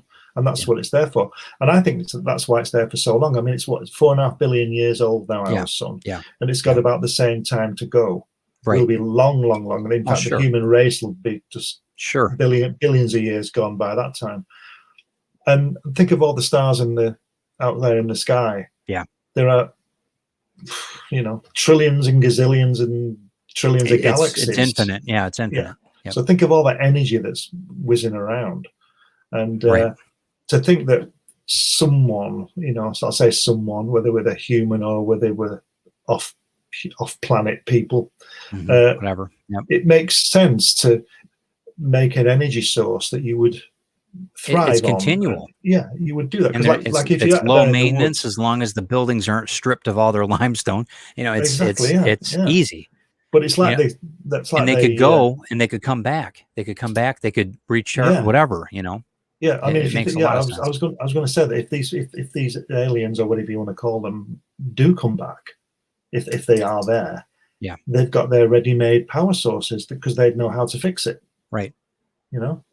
So they're the engineers and they made it, and they just get some alabaster on the side of it and throw away. And they're ready to roll. What I want to do is on one of the next shows, or not next show, but one of the other episodes, I want to talk about resonance, and I want to talk about church architecture. I want to talk about you mentioned that. The Parthenon. I want to talk about Colosseums and how all of that, the resonance, powers a lot of the air in that. And they're very big for a reason. Massive, 7,000 people in some of these stadiums. 100,000 people in some of the mega stadiums now. Yeah, it's by design, and it's creating energy for something. And the churches are tall to let and the in. Right. And the peaks and everything that's done, the acoustics, it's all done for a reason. I really think that.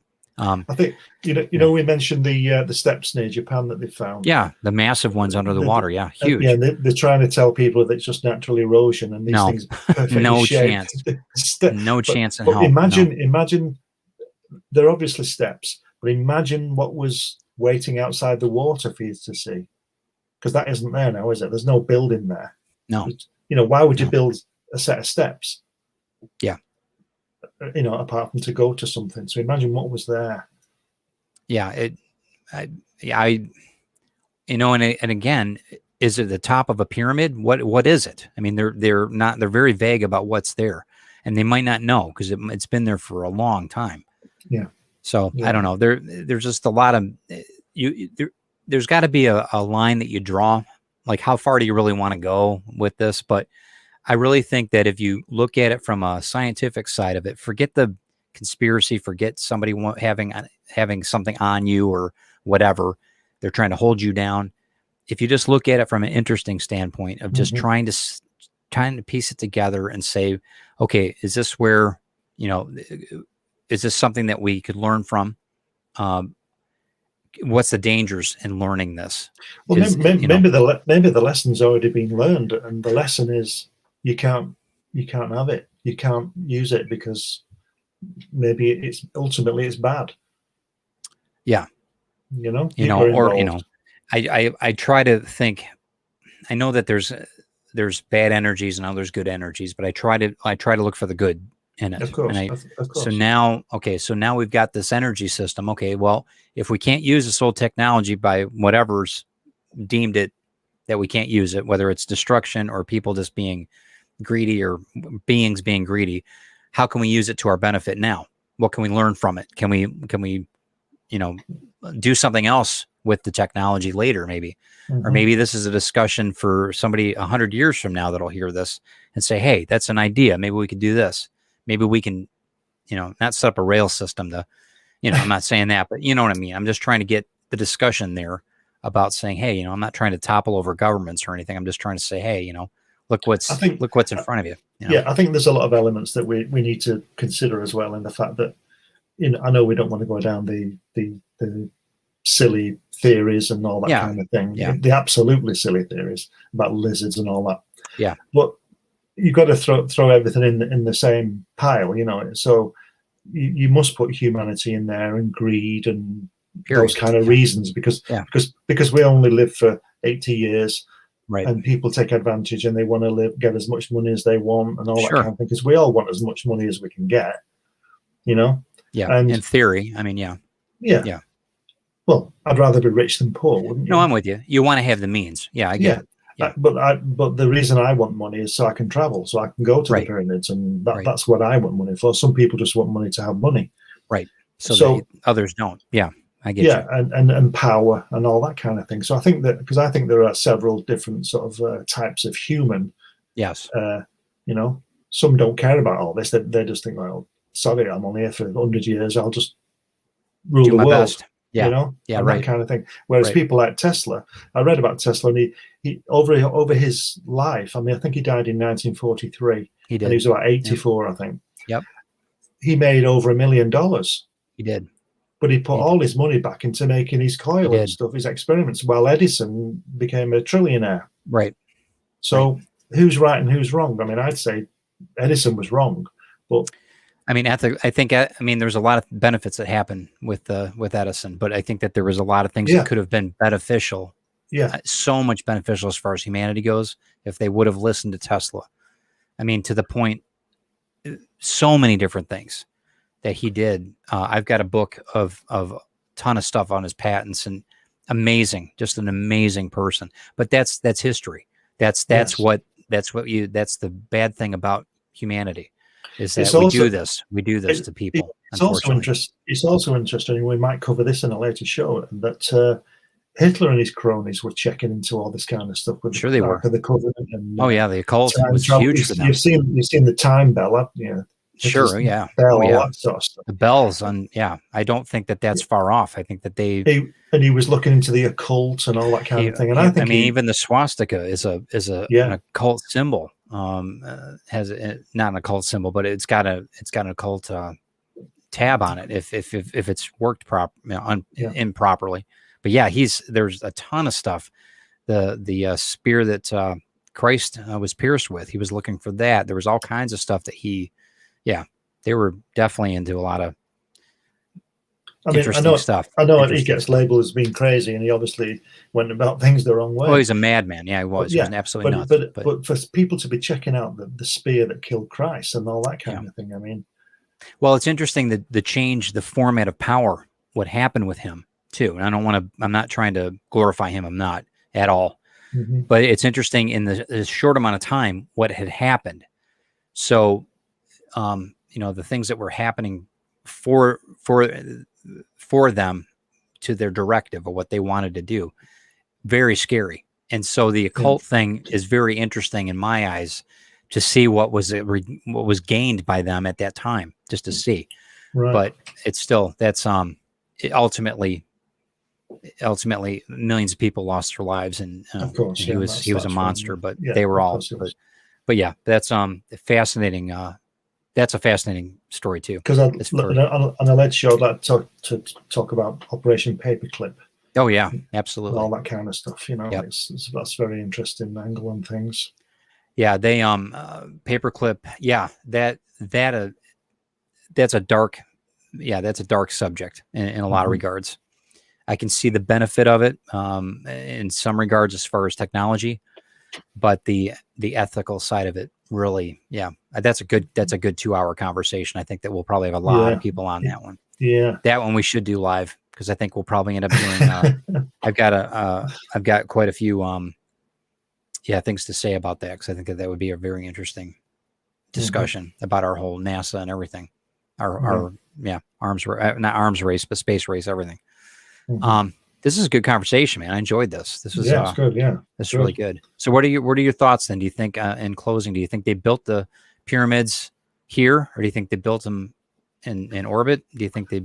What do you think? I think they were built here using the sound machines and whatever you want to call it to push the rocks along. I'm not sure about the tall guys. I can see the point of that. I'm not sure about that, but I definitely think they were built either by or for extraterrestrial use, for charging things up, literally charging things up. But they would also be used for the general populace as well, I would imagine, because you've got to keep, whatever happens, you've got to keep people happy. Right. You've got so I would imagine the benefits then were streets lit at night and stuff like that. Yeah. And all that kind of thing. But as for what's really intriguing is that the city that's supposed to be buried in the sand. And we could do some more research on that. I know Plato talked about, I think it was Plato. I think he talked about it I think it was Plato. I'm pretty sure that he talked about it in his writings. 2,500 years ago, isn't it? Yeah. 300 BC. Yeah. And he talked about rooms and not palaces necessarily, but just chambers, and the resonant chambers and things of that sort. Yeah. But I really want to go, my theory on that, as far as the pyramids, though, I think that they were built, like we said, with the resonant technology, whatever it was. I think they had specialists that did that, because they had the mound builders. I'm sure they had different types of pyramid builders that were technically, and they might have been hybrid. They might have been a little bit more advanced. There was still somebody overseeing it all. And I don't know if the pharaohs had that authority or whatever, but there was something else. And you can call it Enki, whatever. I don't want to get down that rabbit hole, but there's a lot of things. And I think that, like you were saying, the Egyptians were, they came in afterward. I think that there were some other things. I think the pharaohs in that, they came in afterward, and they were using the power source for what it was intended to do. And I think that something happened where they lost it, whether it was this Moses story or whether they lost it, but it was still producing energy like it is now, but it's not producing it the magnitude that it did. And I think that's because it's still pushing out energy. They've done thermal tests on it, down, I mean, literally in the ground and up, and they can still see a ton of energy coming off of them. And that really deals with a lot of the pyramidal structure. Pyramids are designed, that's just the way they work. It's it's just the way the system, literally. I think that was the Holy Trinity mindset before the Bible. I think that the mathematics and everything in that, the triangle being the Holy Trinity, I think that they were really trying to tell people that that's not to be sacrilegious, but I think that is a big point of it. XYZ coordinate, that 3-part is really what because things in 3. Tesla was absorbed with number 3. Yeah, 3. He would go into 9, everything was based on the resonant number 3. Everything. So didn't he only stay in the same 699 his room or something? Something. It was a number, a derivative of 3, but it was the same apartment. He would circle the building 3 times before he went in. There was a lot of quirky things about him, but I think that there's a very thin line between insanity and brilliance. So, of course. But I think that having said that, with the pyramids, though, I really think that they were the energy source, and I think that they were a healing source in certain ones. And I really think if you look at them and you understand capacitors and that type of thing, I think that you'll see what I'm talking about. And there is probably some type of physical reason that they made them in line with different star systems. I'm sure that they're way past our grade or pay grade. Like I said, there's got to be some reason. Maybe they channeled the energy to that point. I don't know. Or maybe they were receiving, I don't know. It could go on and on. And I'm not saying they transported people or anything like that. No. But I'm saying that maybe there was a correlation there that they You see, if the energies they were transferred. if they were transferring energies, don't forget this, and this is to do with the rewriting of physics, which I think is long overdue. Not that I'm a physicist, but there's obviously clearly it doesn't work. What we believe doesn't work. If those star systems were aligned with the tips of those pyramids to send or receive, don't forget that the system of Orion is something like 60,000 light years away. Right. So if Tutankhamun would have sent a message, it's 55,000 years from getting there. Well, that's if it's traveling at light. Well, that's what I'm saying. That's what I'm saying. If it's sound, though, sounds. They've been doing studies where sound is actually is faster than light in certain regards. So depending on how like I said, resonance is it's a distortive thing, because you think sound, it's going to be slower than light, but the way that they're discussing it now on a quantum level, it's not. It's a vibrational thing, right. And it can go from one end of the galaxy to like I was talking about, those photons, because we're all made up of the same stuff. If you've got a photon that recognizes the same photon on the opposite side of the universe, it's going to resonate the same. It's fascinating stuff. Instant communication. Yeah. And if you think of it like that, it's like, boom, right? It's crazy. It's crazy. Wouldn't it? It's like us texting. It's like you and I texting across two continents. Well, talking and it's now. instant. And it's instant, right? Yeah, we're talking now, right? Yeah. Now, what if you did that? Does it matter if it's 60 million light years away? It's crazy when you think about it. It's really amazing. I think it was a one-stop shop. I think that the pyramids did a bunch of different things. Each one had its specialty, but I think that it was communication as well as recharging, as well as, and they could have been built wherever it didn't, they could have had a manufacturing plant somewhere, I don't know, and brought them here. I have no idea. It would make sense though under resonance, though, that I would imagine that if a race can get here, they must be pretty smart. Yeah. So especially by our standards, we think we're pretty smart, but we're not. Well, and you got to keep in mind too that we're billions of years younger than the Earth. So there must have been. What if they started out here? What if, like I said, what if they left here? They started here though, and they understood the whole ins and outs of the planet before they left. That could be too, That's Battlestar Galactica, isn't it? It is. But how many tribes? Was it 13 tribes, or what was it, 7 tribes, or whatever it was? I don't know. Yeah. But talk about the tribes in the Bible, don't they? They do. And I think that this is why I wanted to start the conversation on these different ideas, because I think it's going to open up a lot of thought. It's going to be good, yeah. When we go live, it'll be good. Oh yeah, I think it'll be a blast. And I hope everybody's going to enjoy it. I wanted to do the first, like you said, I wanted to do the first one recorded, so that we've got a baseline to go off of, so people can see what we're talking about. Yeah, but I know it's fascinating. One of the other things too, Giza Plateau has got openings in the plateau, and you can see down there, and there's water. And there was a gentleman, I heard him talking on a documentary about when he was a boy. He's an older gentleman. He's in his 80s now. When he was a boy, he would swim in that water. He would swim all through the canals underneath, through the aquifers and stuff. Oh, wow. He said, I would feel awesome when I would get out of there. I would feel so good. I know he's not allowed. Nobody's allowed down there. Now it's blocked off. Now they won't. Yeah. They won't let, I don't think any of the historical society in Egypt will let anybody up there. So interesting stuff. But yeah. So there's a lot to be said about the whole idea of what a pyramid is, and regardless of how it was built, and the shape that does it. It's not the shape. It is right. And like I said, the different frequencies are because of the different ways that they're positioned and the different way. Fascinating stuff. And if we can learn that on a geometric level of how it could benefit our lives, why wouldn't we build houses like that? Why wouldn't we natural structures that we would, and then aren't the pyramids earthquake proof as well? They are. Well, there's another good thing. And that's what I thought was ironic, because they said that the limestone had fallen off because of an earthquake. I don't think so. I don't think so. I think that it was removed. Something happened to where the gold top is removed. Obviously, they're saying it's grave robbers, but I'm like, nah, I just don't buy it. I'm sorry. I don't know, but I think the last earthquake Egypt felt was probably about 9 billion years ago. So when the world was forming, I don't know. Maybe. But, I think that they're I think we're all stewards of different things in life, and maybe, you know, maybe these stories, maybe these concepts we're just, I'm not trying to throw up a, you know, this huge wall against every conspiracy theory, but I think that those are pretty solid ideas that we've uncovered, at least, you know, at least for this conversation. But I think it's like the pyramids themselves. We've only scratched the surface.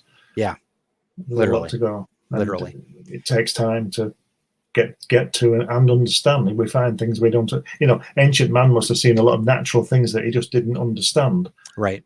Because he didn't understand. It wasn't that he was stupid. He just didn't understand. Right. And we see things now that are marvels. We think we're smart. We think we're smart, don't we? But we don't know 90% of it, 95% of it. Right. And how do we, you know, how do we base our knowledge on a species or whoever, whether from this planet or from another one, that have 1 billion years of evolution? How do we even compare to that? That's right. What they've learned, what they know of the cosmos, I mean, or what they know of their own planet, say, for instance, here. And if they came from another planet, they found us. Yeah. So, you know, they must have a way of doing that.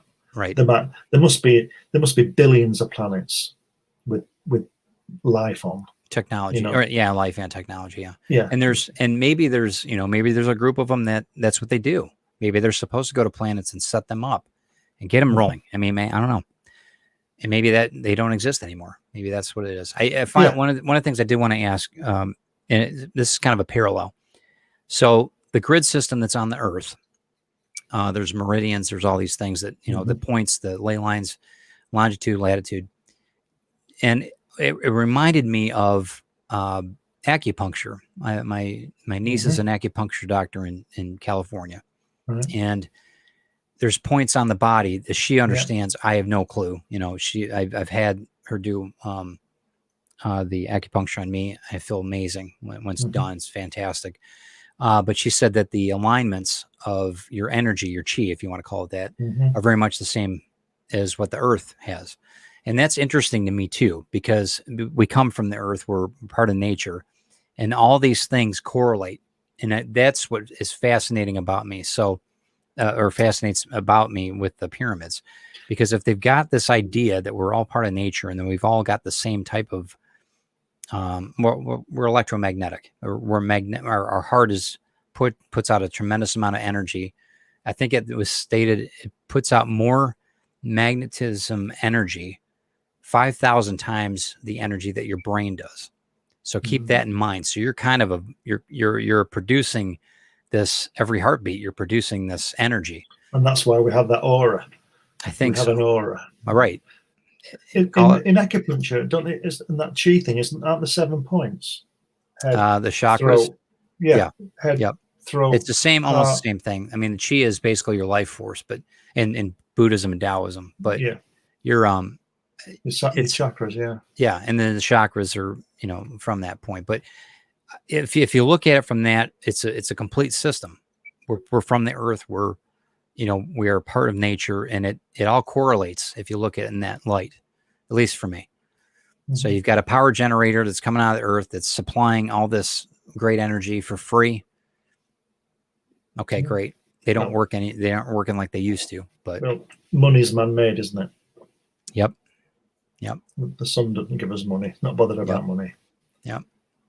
I always like that passage. I'm not a practicing Christian, but I always like the passage about when Jesus knocks over the moneylenders' tables in the temple. I always like that, and I think that's a very, very interesting statement for a lot of humanity to think about. But yeah, anyway, that's a whole nother subject. But hopefully, you guys get an idea about the pyramids now, at least from my standpoint. What do you think? You want to wrap this one up? I think we found some truth in this. I think what we've done is highlighted a few things that maybe certainly several people who are going to be listening to this probably think, and it'd be interesting to get their feedback. Yeah, because like I said, it's such a fantastic. I mean, we could talk about this forever. Yeah, you know. When I'd like to revisit it, I think in a few episodes, I'd love to go back and actually maybe like look at the different designs of each, like the ones in Mexico and the ones in Amazon, ones in China, and then the ones in Giza, and see Yeah. what the attributes are the same and what's not. I'd love to do that. I think we'll find there's a lot. And let us know in the comments too if you guys want us to do that. We would love to know a little bit more about that, because I think, and like I said to you earlier on, these people were talking to each other. They knew of each other. Yes. This just didn't happen. Right. And the trade routes were there. They knew, there had to have been some way that they were, faxing each other or whatever. There had to be. So something I do find fascinating. Plato and Archimedes and those people who were 2,500 years ago. Yeah. They were all talking about the Earth going around the sun. Yes.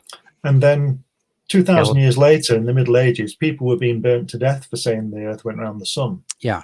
Well, that was part of the. They'd done all the calculation, more or less proved it.